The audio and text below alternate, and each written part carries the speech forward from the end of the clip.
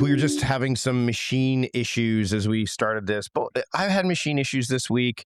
Technical issues are always fun, and it actually is akin to talking about the subject that I want to get into today, which is humanness, because often humans are treated like machines when we clearly are not, although we do need to be rebooted every once in a while. What's that? Is it Anne Lamott that has that quote? Like, Yeah, if you find yeah, you're not yeah. working every once in a while, shut Yeah, yourself turn off or off and whatever. restart. Yeah, yeah. Turn Do yourself you back on or something like. do Yeah, I you forget feel what the like you quote is. do you feel like you need that right now yourself? Yes, Yeah. yes, desperately. And so we're going on vacation, on spring break vacation here in a couple of days. Leaving very early on Monday morning. And uh yeah, it is that old axiom, right? Of like, just when like you're gonna be away for like 10 days and knowing that like you'll be forced to shut off, because in our case we'll be on the other side of the planet, Yep. basically we'll be, our obviously, if anyone wants to call, they're gonna get nowhere, all of that stuff. Um and and we've kind of, but it is that thing where like you let people know, hey, I'm not going to be available for a couple of weeks after March 16th, between this date and that date. And just everything seems to just pile on, because people are like, oh my God, I got to get this done before. And you yourself are like, oh my gosh, I got to get this done before. And it's just, yeah. It's like And this has been especially. it's like the end of a marathon. Like, remember the I watched a clip of the marathon runner that collapsed while the other marathon runner was like going full speed to finish the race. Oh, yeah. It's like that last, like, I Yeah. gotta go. And then at the end they just collapse, right? Like, and that it kind of Yeah. feels like that, right? Where even Yeah. though it's so hilarious, because I mean, for by virtue of where you're going and what you're going to be doing, it's like you're almost going to need to recover from the breakneck speed of just prior to leaving. Plus, I mean, Yeah, yeah, yeah, yeah. yeah. Plus, travel Well, and itself can be taxing as well. exhausting. Well, yeah, and we actually, so we're going to Greece. Hmm. Um, we've got a 7-hour layover at JFK, and 7 hours is exactly the wrong amount of time to have a layover in JFK, Yeah, because it's not enough time to leave the airport, go into the city, do things, come back, and hop on your plane. It's yeah, exactly the wrong amount of time. yep. If you're gonna get through security again and everything else, like, if you leave, you gotta come and do all of that again, That and said, you do get yeah, Shake yeah. Shack, so you can have Shake Uh, Shack. yeah, yeah, but That's about it. in fairness, we have a Shake Shack at MSP. We have a Oh, I didn't Shake know Shack that. at our airport. Because Yeah, they've so started to expand a bit with actually, yeah. I'm traveling. So in April, I'm traveling. I've got 2 trips to Ontario, like Toronto area, and on the Mhm, trip in April, I have a bit more time at the end. So I'm actually going to take the train from Toronto to Montreal to visit my daughter, and I'm mhm, very excited about taking the train. It's a 5-hour train ride. It's going to be great. I can do some work on it. And mhm, interestingly, the amount of time I would have to spend at the airport to do that is almost equivalent to the mhm. amount of time I would be on a train when you take into account security and all that stuff. But the thing Right, I'm right, actually right. excited about quietly that I haven't really expressed to my daughter other than going to see her is there's a Shake Shack in Union Station in Toronto. It's the Yeah, only one yeah, yeah, I believe it's yeah. the only one. I'm like, I And haven't in had Shake Canada? Shack Yeah. in forever. So yeah, I mean, again, Yeah, very, we're very human, like vice yeah. cravings kind of stuff, and they Yeah. serve grape soda, which, you don't Yeah. get at very many of these. But anyway, so 7 hours at JFK, which my son and I, like, we've done that. I've done that airport a few times. And yeah, you're right. There's not, well, can you go to the TWA terminal? That new Yeah, little, that's actually that's going to be that's cool. our plan, Yeah. actually. We actually haven't seen that yet, and, for those that don't know, they've restored the old, TWA terminal, to its original, like, jet age, late '50s, early '60s glamour, Yeah. and they've got, like a nice cafe in there, and they've got, like, there's a whole hotel attached to the Hmm. thing.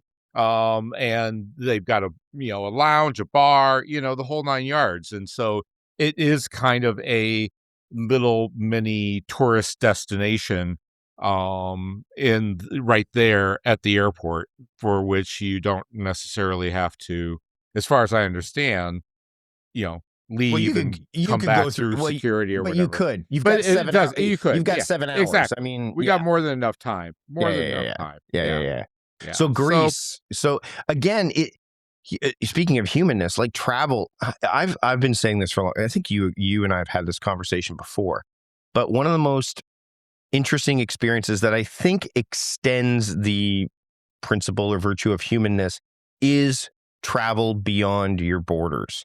Like getting yes, out of the culture that you've been deeply entrenched in. Canadian, I mean, yep, people often, I mean, I've heard this a lot, especially on my side of the border. Like, it would be great if more Americans left the contiguous United States and traveled to other countries outside of it, because the yes, perspective would change. But Canadians are just as bad about this too. There's a lot of Canadians that when they don't leave, where they will go are to all inclusives and things like that, where you don't really get the full yeah, meal deal. yeah, yeah. I think That's not my deal at all. so. Yeah, I think expanding your horizons through travel to other countries is one of the things that can actually elevate your ability to have more humanness.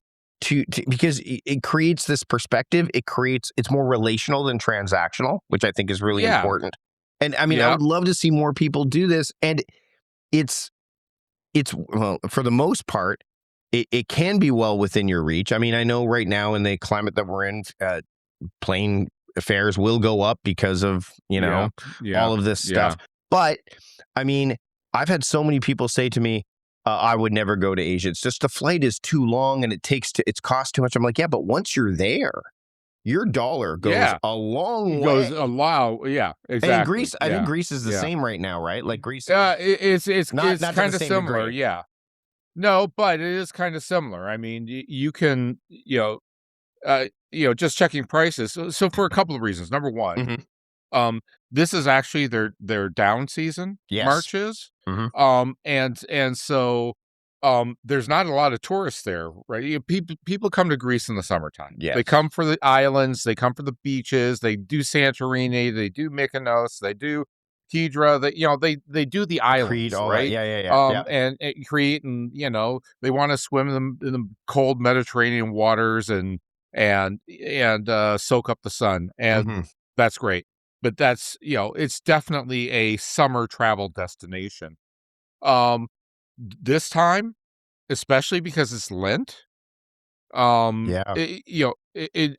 and because this time of year the waters are real choppy, so boat travel, ferry travel can be a little bit unreliable, Yeah. because There's no if the Viking water's cruises. too Yeah. There's no Viking cruises running at this time of year in that well, part of the well, world. Well, actually, there might be, exactly but right. yeah. There might be, but also the water can get choppy for a ferry, Hmm. and Hmm. so yeah. In any case, I digress. The bottom line is this. What it means is that this is actually a great time to travel to Greece because the prices are relatively inexpensive. Because if you are interested in seeing the sites and going on the tours and this, that, and the other, getting into them is relatively easy. Hmm. You can get a time to get into the Acropolis, pretty much any time you want and not have to fight too many crowds. And Yeah. hotel prices are relatively cheap and restaurant prices are relatively cheap. And so, yeah, this is actually a very affordable time to visit. Whole family, Uh, all three of you are going. yes, Everybody's going. yeah, Okay. yeah. Everyone's going.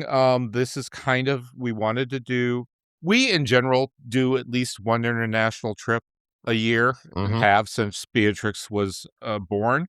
Um, but the this one we wanted to choose someplace that not only was going to be fun for us as a family, but also something that was going to be really meaningful to her. Right. And she just so happens to be a big fan of the musical Mamma Mia, and the film thereof, right? Yeah.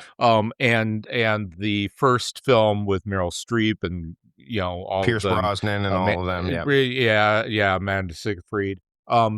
That was actually filmed in Skopelos and Skiathos, Okay. two of the Greek islands, and so amongst the things that we are doing, we are going to spend a few days in Skiathos and Skopelos, That's amazing. driving around to the various filming locations and probably recreating and doing some TikToks of some of the With some of the musical ABBA numbers. soundtracks Yeah, behind it. Yeah, with yeah. the ABBA, You know, it's exactly. actually interesting you bring this up. So my son just finished running his second year of musical theater. We've talked about this before. So they did Yep, Footloose. yep, yeah. So and killed it. He played Willard. It was great. At the end, so he always said, and again, this is I think this ties in interestingly. So Mhm, whenever you're rehearsing musical, I'm sure Beatrix feels the same way about circus, right? Like the idea mhm, of the rehearsal process is arduous, and you're like, but then once the run is happening, mhm, the ideas shift. Everything shifts. It's all worth it, right? So you forget mhm. it's a distant memory, like all of the effort, because now you're in the thing. And so he went from, because, I don't know if I'm going to do it next year, so on and so forth. It depends on the musical. And there were rumors they were going to do Mamma Mia, right? Because you're in a high school, and Mhm, it's a mhm, largely female driven cast with less mhm. male parts and so on and so forth. So, which, Yeah, so that works. it Yeah. works. And so he wasn't thrilled by that prospect. But then once the run started to happen, he's like, well, maybe. And then the last night, closing night, they do all of the curtain calls. The grade 12s are crying because it's their last one, and everyone's getting flowers and Mhm. stuff. And then the teacher at the end says, I can say this, we're doing Mamma Mia next year.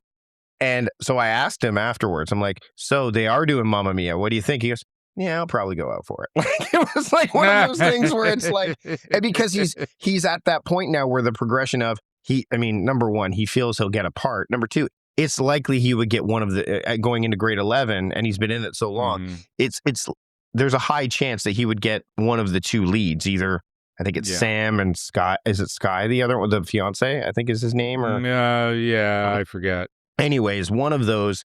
But he's so it's interesting that Mamma Mia is come up in this conversation Yeah. because it's been going around the house here, and there's actually doing Eh, they're doing a run in Vancouver, the Broadway uh, across Canada thing. So they're doing a run in Vancouver in May, so I guess next month. so And you might go check that no, out. he's actually not interested in going to see that right now. Oh, But interesting. Okay. but well, also, again, speaking of costs and such, like the ferry. Well, first off, it's in May, so the ferry will be a lot easier to navigate without any choppiness, like you were talking about. But it's not cheap Mhm. to go see those shows in Canada because there's less opportunity to. Like when I've gone to Uh, see Bill Burr. Bill Burr's a great example. So Bill Burr mhm, came to Vancouver. Elton John's another one. They came to Vancouver. Tickets mhm, were ridiculous. I got to go see Bill Burr mhm, in Portland, Oregon for mhm, under, I think it was like $65, I think is what I paid. And I got to go see Elton John in Phoenix when I was down there for, I think it was like mhm, 110.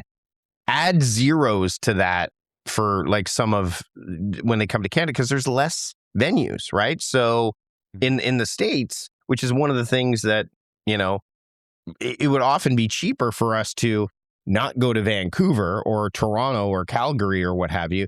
It would be let's go to Seattle. Let's go to, because there's so many more opportunities. The ticket prices are generally cheaper, even when you transfer the US to mhm, Canadian dollar. So mhm. when we get back to New York at some point, I would imagine that Broadway, because Colt and I have been before, there'll be a Broadway show on our horizons. I don't know which one, but we looked at, there's more opportunities to see shows at lower prices. Hell, they have the TKTS booth right Mhm, in mhm, Times mhm. Square. But in Canada, like they had Book of Mormon here a couple months ago. The lowest ticket price was, I think, $195 to see it, Wow, which wow, is, yeah. I'd love to see it, but Yeah, that's but the for that price, yeah. $400. I'm not, Yeah, I'm not yeah. doing it. No, I Right. get it. So, I get it. But here's the other thing, going back to Greece, mhm. sorry, No, I took us beginning on a journey there, but yeah, no, but getting us back to topic, um, the other thing too is and the other reason why we really like taking international trips, we like, going especially to places much older than this, Mhm. at least as far as Western culture is considered.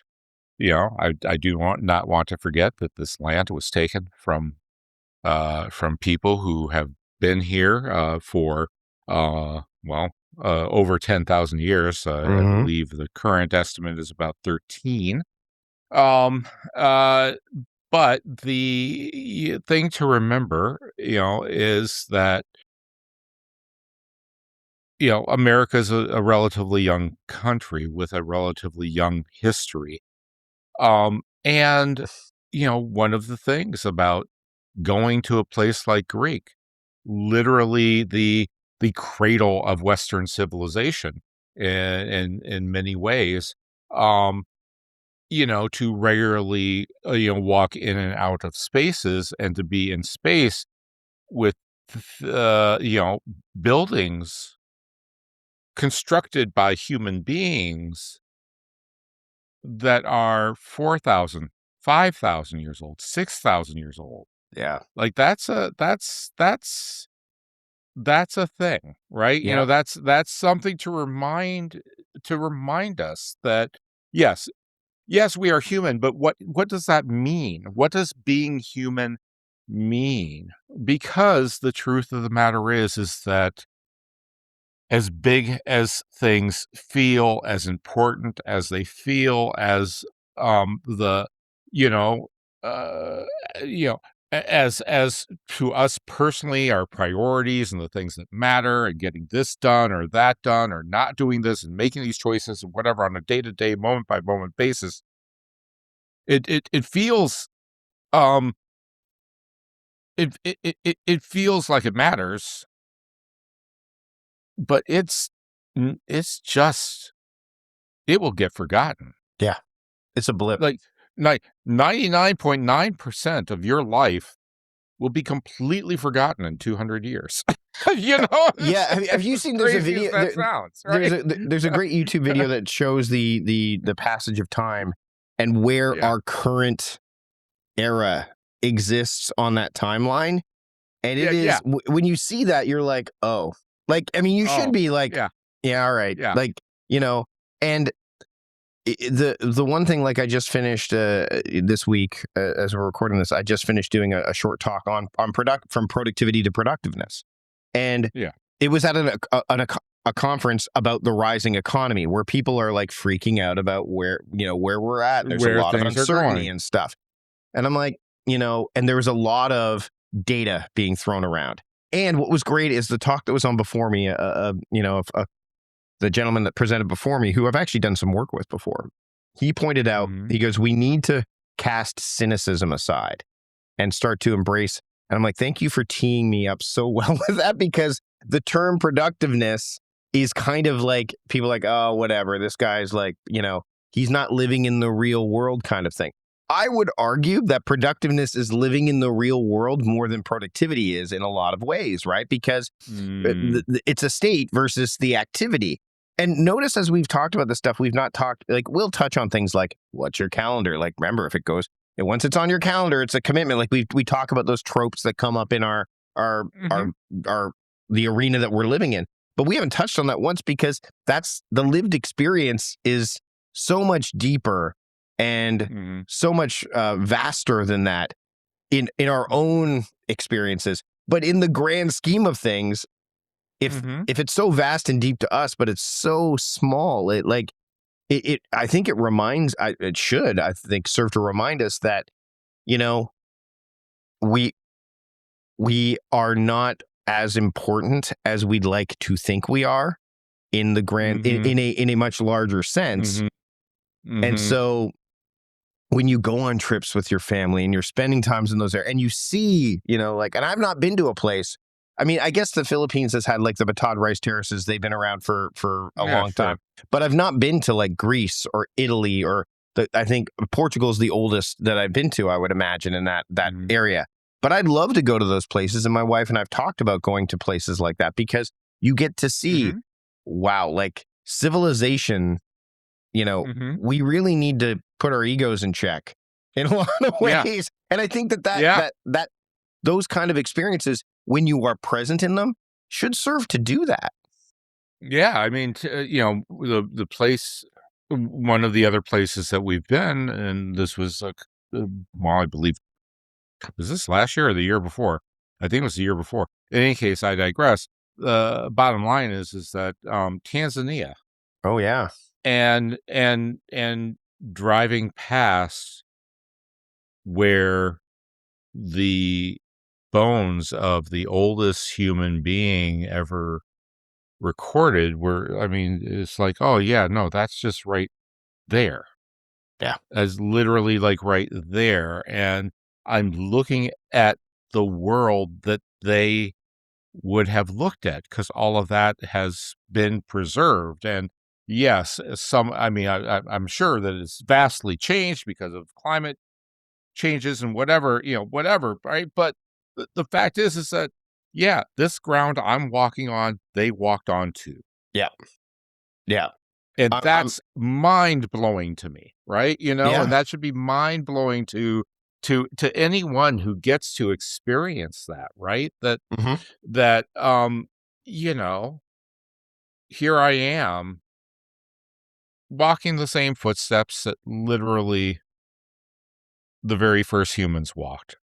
Yeah. Walking, the in the very place where humanity was born. And I am both a part of that, insignificant or not, it doesn't Hmm. matter. The significance to me is I am a part of that. Yeah. I am a part of this weird anomaly that has happened on this strange planet that is, a speck of dust in the universe. And I'm a part of that, right? I'm Yeah. that's that, that that's and that this is what we are all a part of, right? We're all a part of this insignificance. We're all a part Yeah. of of this anomaly, right? We're all a Hmm. part of, because you know all available data tells us, it's the Fermi paradox, right? Yep. All available data tells us that if we're not alone, we might as well be, because the chances of us actually this Well, anomaly happening have you elsewhere seen Project Hail? is, Have you read the and book? us seeing it, yeah. Have you read the book Project Project Hail Hail Mary? Mary? Yeah. I have not, Oh, but it's so I am, good. I finished it. yeah, I wanted to get it done before the movie came out. This speaks completely to that, right?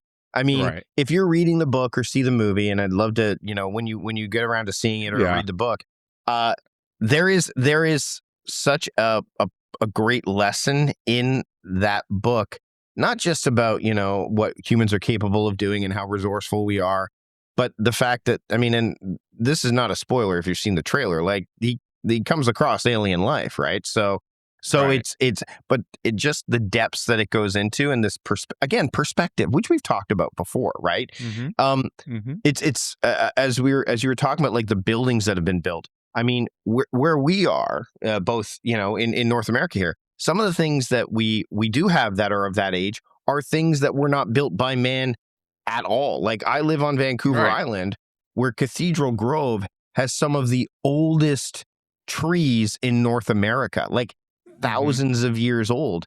And when you look mhm, up at them, and again, there's so when you're walking through that forest, and it's literally divided, by a highway at this point, like a mhm, small, and people, it's a you go in and you look up, you're wandering, if you keep your eyes straight ahead and you're walking along the trails, that's one thing, right? Like you're feeling it, but if you look up every once in a while and you just can't see the end of the top of those trees, and you're mhm, like, it's just, the term awesome gets thrown around a lot, and like, oh, that's awesome, but like the term awe really comes into play. Like imagine when you're in Greece, just the awe mhm, of it all, right? yeah, yeah, That to me is yeah, like wonder, like all of these human experiences that I yeah, think, in a society that is obsessed with, speed and progress, and at all costs, and whether it's dollars or whatever you want to look at, um, just taking those moments to go, wow, like the pause to experience wonder and awe and amazement, and in things that aren't just, technologically driven. Like, I mean, dude, you and I both saw, like, Apple released a new MacBook that is going to, Yeah. like, that's pretty awesome. Like, but it's not Yeah, it's it's not very three. awesome. Yeah. Yeah, it's not. My goodness, look at how old this 3,000-year-old tree is, Yeah. and how it stood the Mhm. test of time. Because we know that tree will stand the test of time more than, well, any of the Then the computing MacBook tech. Neo will. Right, exactly, right. Right. But Yeah, yeah. and again, I think the other thing that's interesting is, and we've talked about in recent episodes, and it's kind of been scattered throughout, is people people have varying views, and people have different. I mean, the last episode you talked about, like, hey, Mhm. look, those people that went down this path, it's serving them, and people that, like, I think that when we approach things again, that curiosity element versus judgment, it to me, that leans into humanness more than the judgment aspect of things. Yes.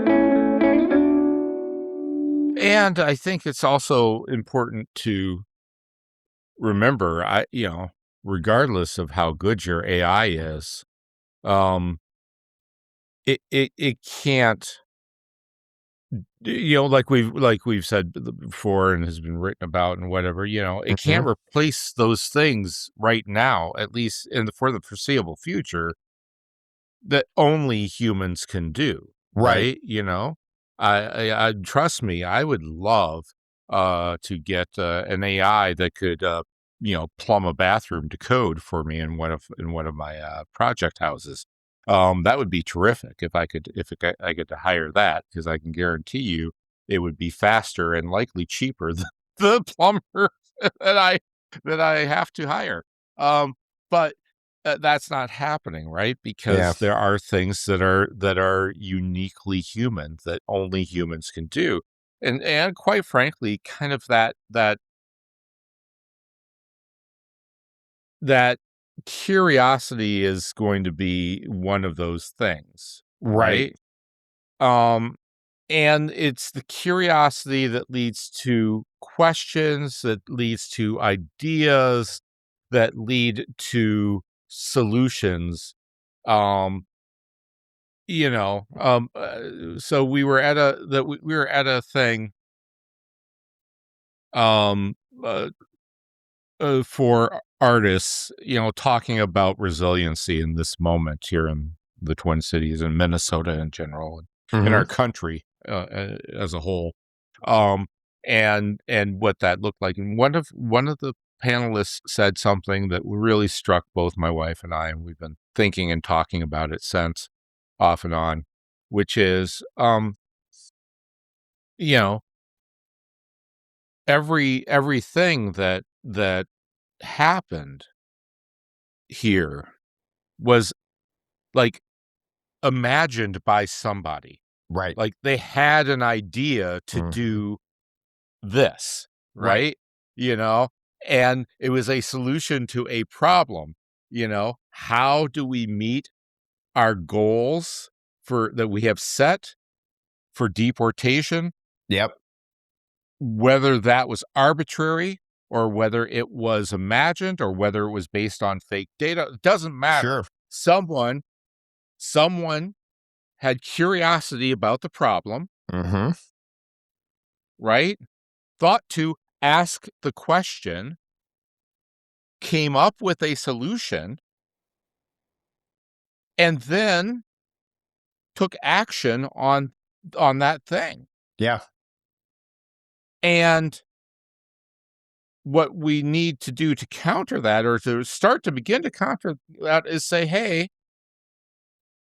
no, I have an idea. It should be different, and that this is how we should approach it, and that this is and we need, as artists, as humans, we need to ideate ask questions and be curious and come up with a solution for creating a better world, a better government, a better society, a better culture, a better, like, everything that exists. Look around you, this Mm-hmm. notebook, and this nail file here, and, this little cleaning cloth for my glasses. Yep. I mean, it's great, it's wonderful, it works well. Who thought, wow, microfiber, that'd be great for Well, glasses? Somebody thought that up, well, and and and then they did it. and then sometimes the thing that you think of turns out to be the solution that you were hoping for. It's different. Like, look at Post-it notes, right? There's a Hmm. great example, right? Yeah, They were trying to yeah, like yeah, make yeah. it the most permanent glue, and then they ended up coming up with something that was definitely not that, but they found another use case for it. It's really, Hmm. you Hmm. know, I was having a conversation for this very podcast with Tom Griffiths, who his new book is called The Laws of Thought. He also wrote Algorithms to Live By. And one of the things that Hmm. I noticed in the book, and I brought this up during the conversation, was it's fascinating how we all look to the new books and the new texts instead of going Hmm.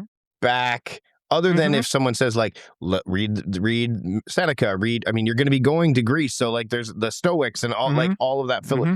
Plato, Aristotle, all that stuff. He brings up Aristotle in the book, and I started to think about even books like The Goal, about the theory of constraints, or Hmm. The Greatest Salesman in the World. Like all of these things Hmm. that are, and what he said was really fascinating. He said, like, the reason I encourage students to go back to look at older texts is that you figure out they didn't know the solutions or the answers that to those questions that we may have now, Hmm. right? But Hmm. when they were asking those questions, there were other questions that they were asking that are worth exploring based Hmm. on, the idea of, well, if this, then this, then this. Like, again, that Hmm. curiosity element. And what it teaches you, I think, is a few things. Number one is that, to your point, there's not just one solution. It's based on perspective and one's own Right. curiosity. But secondly, and I think this is really a critical point, is it also showcases that inherently humans are explorers. Um, we are seeking. We're in the constant pursuit, and we're constantly seeking in one form or another around a variety of different things. And Hmm. often the answer, the when you read older texts, and again, I'm not even talking like centuries old. I'm talking like even 3 decades, 5 decades, whatever. Like, I mean, David Allen's Getting Things Done. People are now looking at like, oh, wow, look, this was written like 15 years ago and these things still apply. But before that, there were other books that did that. And it's to show that there are some truths that carry forward regardless of where we are in the timeline, right? Like there are always going to Hmm. be these things. It's kind of like when Ricky Gervais has said, and there was an interview where he was trying to explain why he didn't believe in God. And he said, if you burned all the science books and you had to start from scratch, those experiments that had all the experiments, those experiments would largely come back the way they were because it's science. But if you burned all religious texts, they would not come back the same way. They would, like, that was his argument, right? Is that because it's story, Hmm. it's narrative, right? And it's Hmm. Hmm. perspective, right? Like whether it's true or not, that doesn't matter. It's not going to be told the same way. I'm like, that is Right. interesting because, but yet there's still always, I believe, like these anchors, these things that are, quote, universal truths or axioms and Hmm. maxims. I mean, there Hmm. may be slight variations, but you'll at least know, like, I Hmm. mean, again, look at Stoicism. It's come back with a vengeance, even though it never really went away, right? Like the idea of Yeah. the ego is the enemy, which we touched on earlier. Remember that you will die, right? Like, it's like, oh, Hmm. geez, you're Hmm. right. Well, that's it. And then you've got guys these days. I mean, I remember seeing who's that guy that's trying to live forever? There's a Oh, Netflix doc, yeah, I Brian forget his Johnson. I think his name. name's Brian Johnson. Okay. He said the most important research we should be doing right now is how to make sure we don't die. I'm like, that is painfully inhumane in so many Yes. ways because number Yeah. one, um, Well it takes it's not the. just in Go ahead, I go was ahead. gonna say, it's not just inhumane, It's it's against the very laws of everything in nature. exactly everything. Like the everything is going to 3,000-year-old trees. die. Well, and here's the other thing is that especially in our province, there's a lot of talk about old growth trees, right? And there Yeah, are old growth trees that have largely died, right? There yeah, are some that are on the precipice of death, and so in some instances they're saying we need to cut back old growth to put new growth in. They're like, no, we shouldn't kill these. Look, if we leave it'd be the same as like everybody that's a boomer lived forever. Like things would. What are you going to? How are you going to? Where are the resources going to come from? We're seeing this right now. That was one of the yeah, premises that came out yeah. of the conference we were at. Is it was like people were not having as my a colleague of mine, Dan Pontefract, he's got a book coming out Mhm. called "The Future of Work is Gray," and he's like, listen, number one, we're not having enough children. Number two, people are living longer. So there's this thing Mhm. that we've not experienced in history before that is Mhm. happening, Mhm. right? And his argument Mhm. is we're going to have to, ageism is going to be a problem because you're going to have people Yeah. that, I mean, you and I Yeah. are, I mean, Yeah. you and I would largely be discriminated against in in a technological workspace because of our age at this Yeah. point. Even We know though, go ahead. I was gonna say, we know a number of people. It's kind of funny. We just heard about one yesterday, and Bethany was like, "What is it about age 61? People who have lost their job at age 61. Like they've gone in and sorry, you're being laid off, or Yep. sorry, we've eliminated your position, or sorry, you know, whatever." And they're 61. Yep. And it's like, shit, that's like 4 years away from my ability to receive Social Security.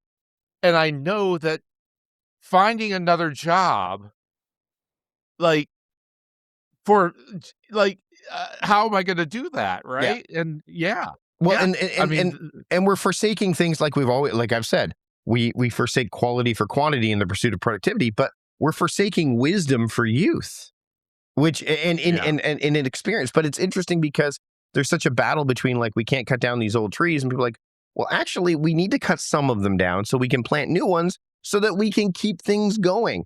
But there's such a Mhm. myopic view around this stuff, and it's fascinating to me that happens. I mean, I'm not surprised. Yes. It's a tale as old as time, but we are in, frankly, the biggest Well, thing, and we've talked about patience before.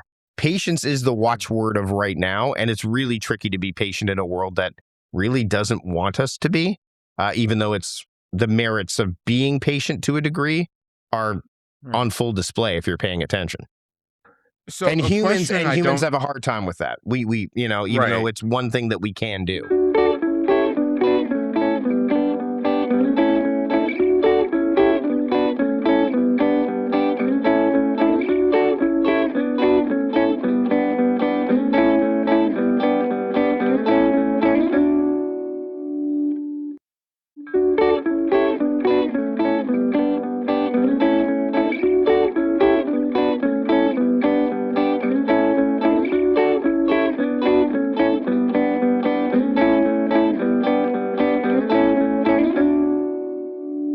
You know, humans are, you know, we are tool makers, right? We are Hmm. problem solvers. We are, you know, as part of our hunter gatherer mentality that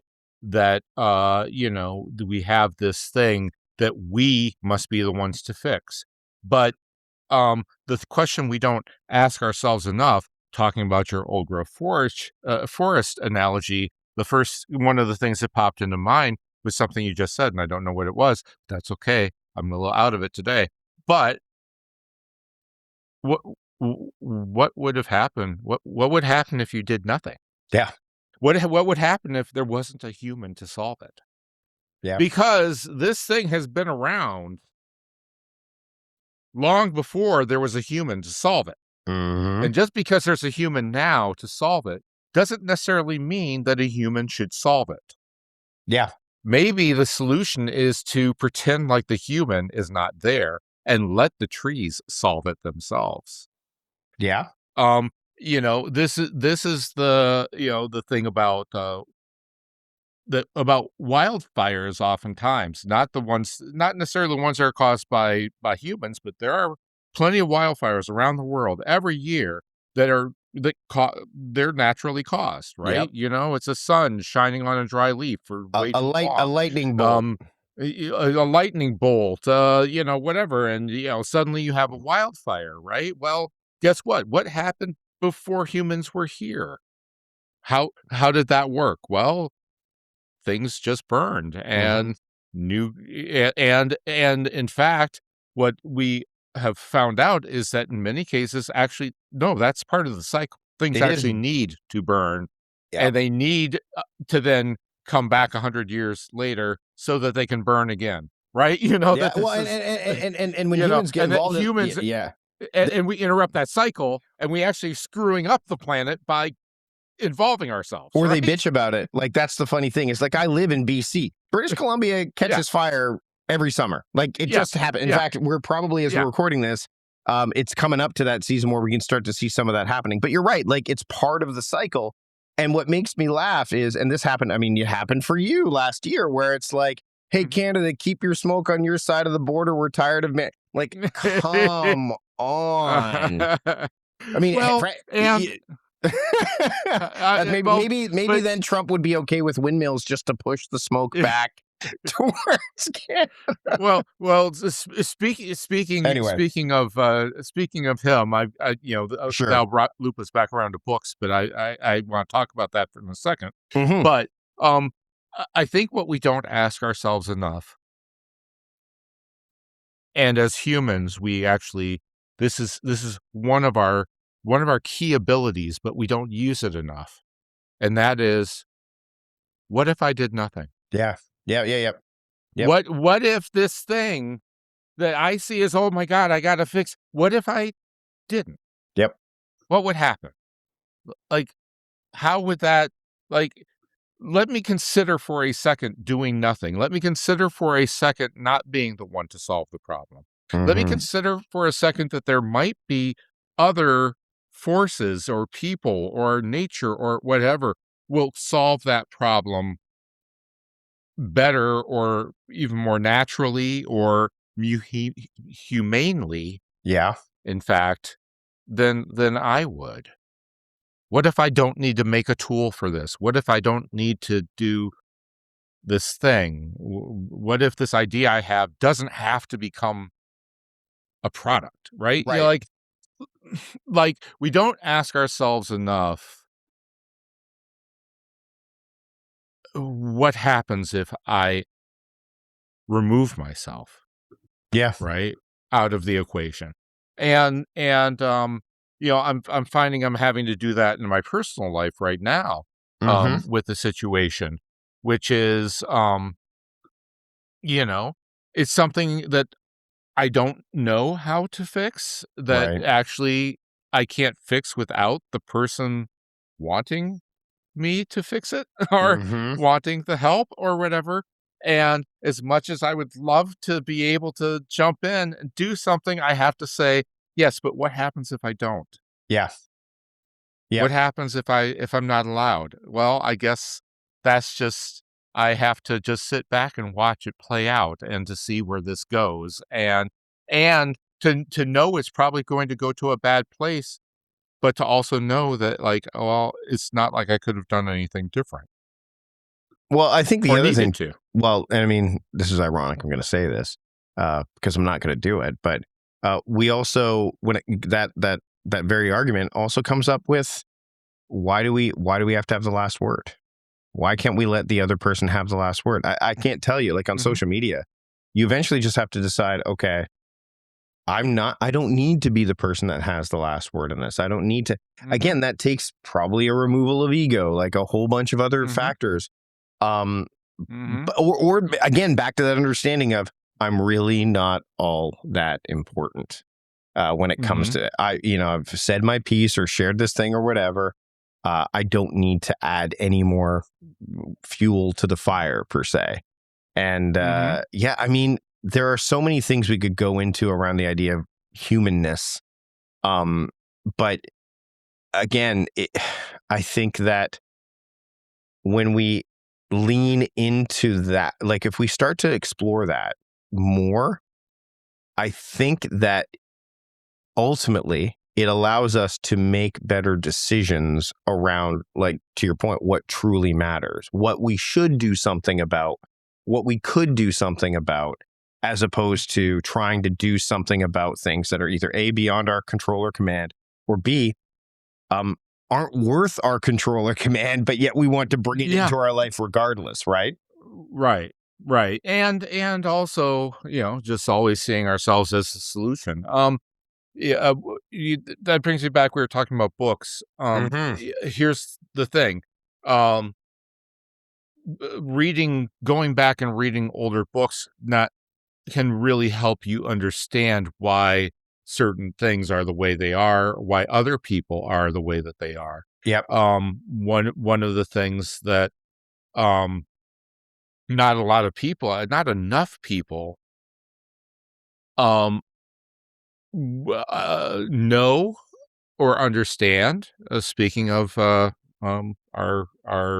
Cheeto in chief, um, um, if there's a reason why he behaves many of the ways that he does. Mm-hmm.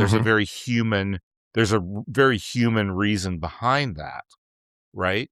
Mm-hmm. And a big part of that can be discovered by going back to and reading a book from decades ago now, called "The Power of Positive Thinking" by Norman Vincent Peale, Oh yeah. because not a lot of people know that Trump's grandmother took him to church in Manhattan every Sunday from the time he was a baby. Mm-hmm. And the pastor of that church was Norman Vincent Wow, Peale. I did not know that. Huh. And Norman Vincent Peale preached a very specific belief in God and in how and in who God wants you to be. Right. And the power of positive thinking actually is essentially his Bible for that. Right. And so once you understand that, and once you Mm-hmm. understand that this was the way that Trump was raised, and this was his religion, this was his faith, suddenly it dawns upon you that his own belief in self Yep. and self-aggrandizement and selfish, and I don't mean selfish in the traditional blah blah blah, but Sure. selfish in the inner directed way, Mm-hmm. right, of thinking, right, is the core of his faith. Yeah. It is what he was raised to believe by his pastor of his religion, right? Mm-hmm. And once you understand that, you understand that, oh, this isn't just, some no, this that he's not just some billionaire a-hole, even though he's a billionaire a-hole. You know, Yeah. the no, no, no, no, this is the little kid understanding that how you worship God is by worshiping yourself, God's creation. Yeah. And we could go down a whole rabbit hole around the effect of religion and humanness and the elements that Right, go there. But right. we'll wrap things up. Patrick, it's been great as always. Where can people keep up with what you've got going on? Oh, patrickrhone.com, the easiest way to get to everything else. Cool. And as for me, you can of course subscribe to the podcast. We touched on humanness today because that is one of the principles in my upcoming book, Productiveness. So Yes, which is awesome. you can go to Um, mikevardy.com/productiveness to get updates and all that stuff. If you're listening to this after the fact, you go to that link, you'll be able to pick up the book. So yeah, do this that. this has been great, Patrick. Thanks. Enjoy your vacation. I'm not going to talk to you till after you get back. So and Yeah, I I expect know. Hopefully I'll have some massive stuff photo to share. drops. Well, yeah, and just, I'm sure there will be stories. We actually There's some friends who also happen to be traveling to Athens with us, not with us. Actually, they're separate from us. Like, we made these plans separately, Wow. but ends up that not only are we in Athens at the same time, Hmm. but our hotels are a block away from each other. So Oh, that's kind of, geez. That's amazing. That's awesome. yeah. All right. We'll wrap up. Thanks again, Patrick. We'll see you later. Thank you.